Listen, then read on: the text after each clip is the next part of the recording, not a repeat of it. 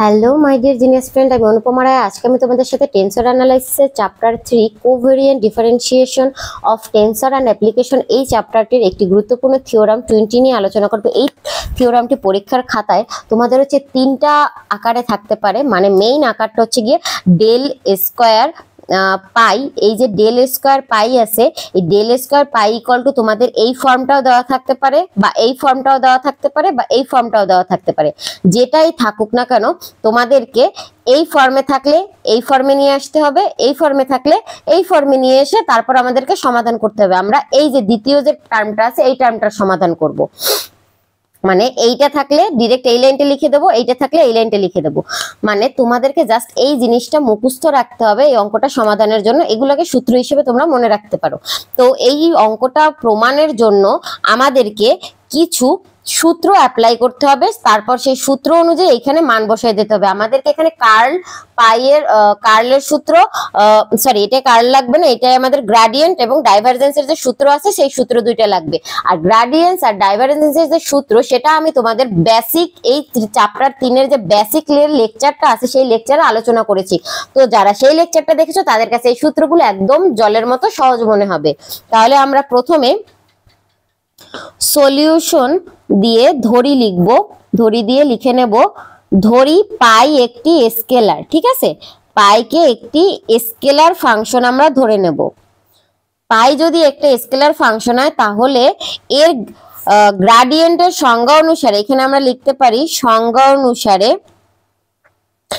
Gradient জিআরএডি, গ্রেডিয়েন্টকে জিআরএডি দিয়ে গ্রাড দিয়ে প্রকাশ করা হয়। গ্রাড পাই ইকুয়াল টু, আমরা সূত্র অনুযায়ী, এটা ডিরেক্ট সূত্র অনুযায়ী ডেল পাই ইকুয়াল টু, এইটারও আবার সূত্র হচ্ছে কি ডেলকে আমরা প্রকাশ করতে পারি পার্শিয়াল ডিফারেন্সিয়েশন আই, মানে পাইকে আই এর সাপেক্ষে পার্শিয়াল ডিফারেন্সিয়েশন করা।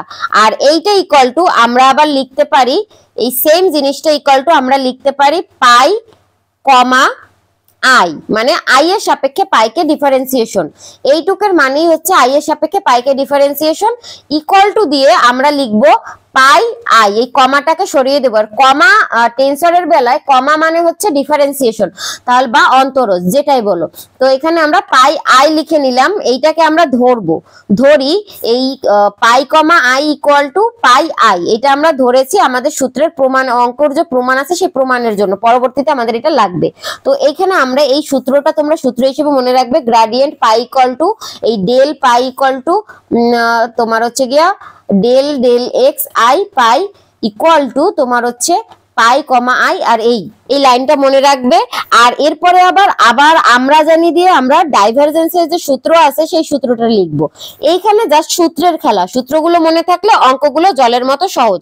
তো তোমাদের এই ছোট ছোট কিছু সূত্রকে মনে রাখতে হবে। তো আমরা জানি ডাইভারজেন্স এ আই এর সূত্র হচ্ছে গিয়ে divergence A covariant I, divergence A covariant কিন্তু কন্ট্রাভেরিয়েন্ট না।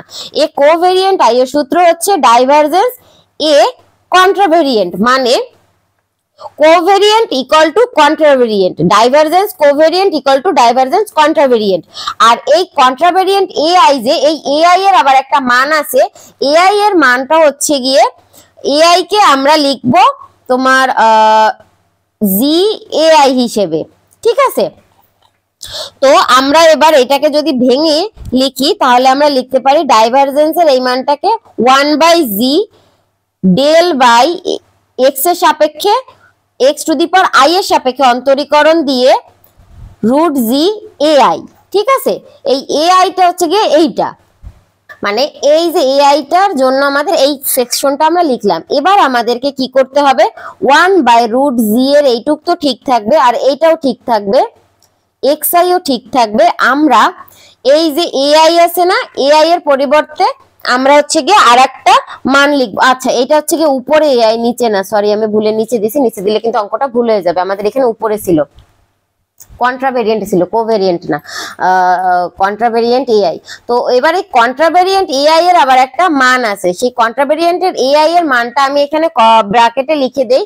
কন্ট্রাভেরিয়েন্ট এআই এর একটা মান, সেটা হচ্ছে গিয়ে জি আই জে আর এ জে, এইখানে জিআই কন্ট্রাভেরিয়েন্ট জিআই নিছি, আর যেটা বাড়তি থাকার কারণে এ জে হিসেবে আমরা এখানে লিখে দিছি। আমরা জানি এরকম যদি কোনো একটা মান যেটা বাম পাশে আছে কিন্তু সেইটা এইখানে এক্সিস্ট করে না, ডান পাশে এক্সট্রা ভাবে নিয়েছে কিন্তু এক্সিস্ট করে না, সেটাকে আমরা এর সাথে এইভাবে লিখে দিতে পারি।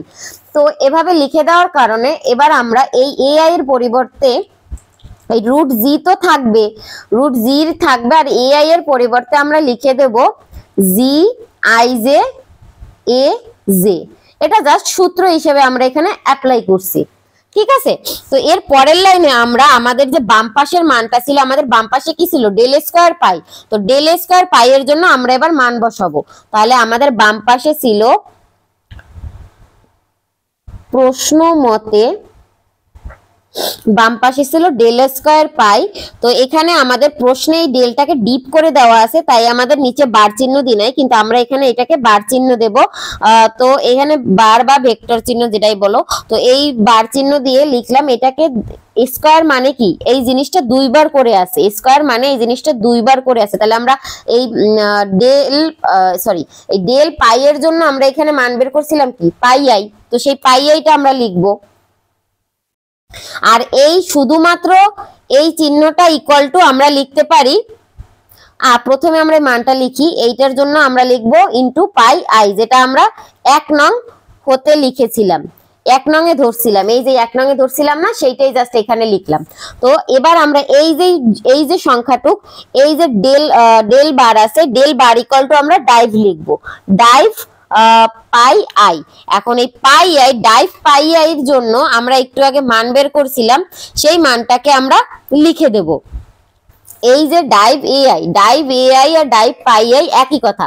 এইখানে পাই এর জায়গায় এ আছে, এর জায়গায় পাই, তো এই হিসেবে আমরা এই dive pi I equal to এই সূত্রটাকে লিখে দেব। তাহলে dive pi I equal two দিয়ে আমরা লিখতে পারি 1 বাই, এই সূত্রে জাস্ট এই সূত্রটাকে অ্যাপ্লাই করব, যেখানে পাই আছে মানে এ আছে সেখানে পাই বসায় দেব। তাহলে হচ্ছে কি 1 by G del x I, তারপর হচ্ছে root G G I J, আর এখানে এ আছে তাই এর জায়গায় আমরা পাই, আর এইখানে আমাদের কমা দিয়ে আমরা হচ্ছে গিয়ে জে লিখে দেব, ঠিক আছে।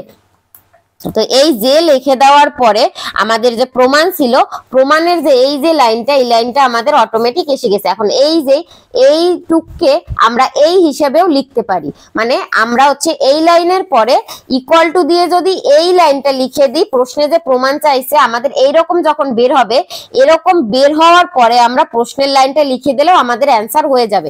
এখন পরীক্ষায় যে কোনো একটা থাকবে, তো সেই হিসেবে আমাদের উত্তরটাকে পর্যবেক্ষণ করে লিখতে হবে। এই লাইনটা লিখলেও সঠিক, এই লাইনটা লিখলেও সঠিক, এই লাইনটা লিখলেও সঠিক, এটাও যা এটাও যা এটাও সেই একই কথা। আমাদের প্রশ্ন বুঝতে হবে যে আমাদের প্রশ্নে কি চাইছে, আমাদের জাস্টিফাই করে আমরা যদি বের করতে পারি, সেক্ষেত্রে আমরা পরীক্ষায় উত্তর করে আসতে পারবো। টেন্সরে জাস্ট এই একটাই সমস্যা, একই সমাধানের বিভিন্ন টাইপের অঙ্ক আছে, মানে সমাধান একটা, তার নাম ভিন্ন ভিন্ন, মানে একজন ব্যক্তির নাম অনেকগুলা, ঠিক আছে। যেমন আমাদের বাবা, আমাদের একটা নাম থাকে, আমাদের পরিবার আর এক নামে ডাকে, আমাদের বন্ধু বান্ধব মহলে এক নামে ডাকে, স্কুলে সার্টিফিকেট এক নামে থাকে, এইরকম আর কি। তো আমাদের যা প্রমাণ চাইছে সেটা হয়ে গেছে। এখন এই পর্যন্ত আমি বিদায় নিচ্ছি, দেখা হবে পরবর্তী লেকচারে।